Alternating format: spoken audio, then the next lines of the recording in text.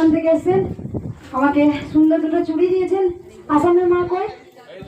মা কিছু উপকার পেয়েছো? মা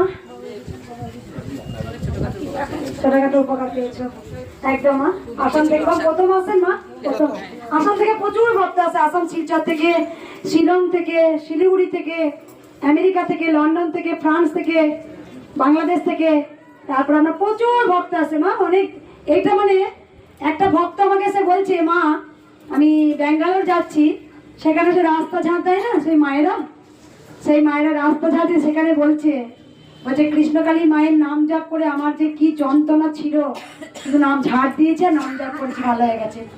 তাই নাম জপটাতে এত পাওয়ারফুল একটা কাজ হয়, যে করতে পারবে সেই জানে। দেখো এই মা, একবার এসো মা, এই মা চমৎকার উপকার পেয়েছে, আমাকে এসেই বলেছে। বলো মা।